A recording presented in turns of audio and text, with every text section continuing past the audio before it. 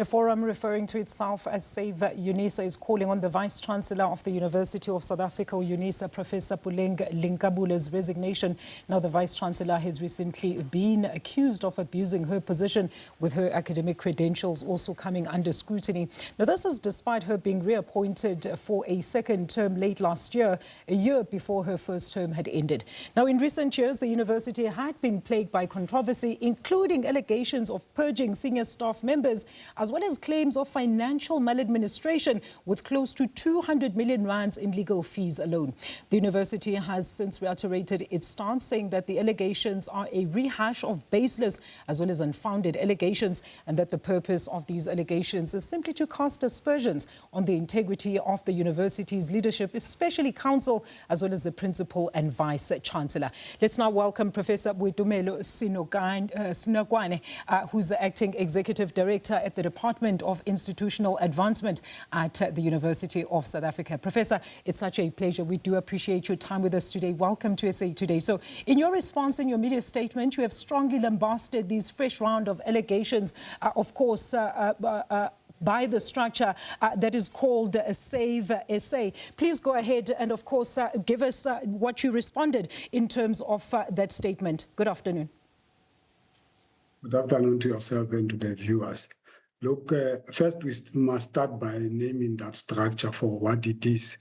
The structure is a propaganda machinery by former students of the university and some employees of the university who have left the employment of the university facing disciplinary or dismissed by the institution. So that should be the context of why we find ourselves here. By the way, we ought to confirm on record that we are happy with the service that has been rendered by the current leadership of the university, especially the Principal and Vice-Chancellor of the university and its council, in playing its role prescribed by the Education Act as an oversight of the university to supervise the university in general. So, yes, we want to confirm that last year, December, Council did indeed review and renew the contract of the Principal and Vice-Chancellor, because we are happy with the performance from their side, together with a collective MENCOM and extended MENCOM, in changing the university to become what it is today, from number 12 in the world rankings, university rankings, to number 7 and 60 pending. She has increased, together with a collective, the reserves of the university close to 22 billion.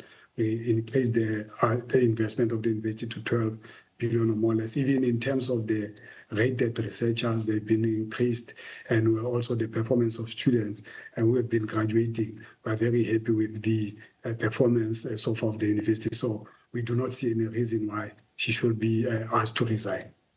Now, Prof, I think the issue of alleged awarding of a tender to the chairperson of the Portfolio Committee on Higher Education. Now, you also put out very strongly that these are frivolous as well as baseless allegations. Where do you think these would have stemmed from, especially since the chairperson had denied these? My worry is that these statements that are potentially very damaging, if true, has SaveUnisa even provided any proof to such, even to yourselves?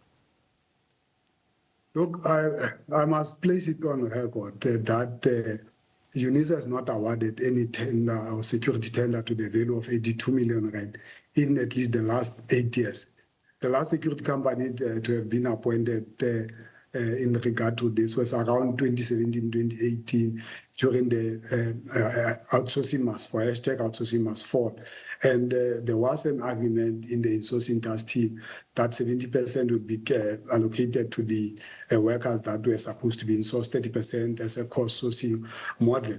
And one can confirm that by then, the current Principal and Vice-Chancellor was not the Principal and Vice-Chancellor of the university. Above that, the chairperson of Portfolio Committee was not even the chairperson of Portfolio Committee during that. So the allegations are just malicious in nature, and one would want to affirm that there are processes in the university where, for an example, when a tender is advertised above 2 million rand, will be advertised in the national newspaper as an example, and the public tender committee is there to monitor that every process as per the policy of the institution is followed, and eventually MENCOM will have to approve. In other instances, the Council of University have to approve. So one can place it on record safely that there has not been a tender of that value since 2017-18. But one who wants to place it on record to say the person who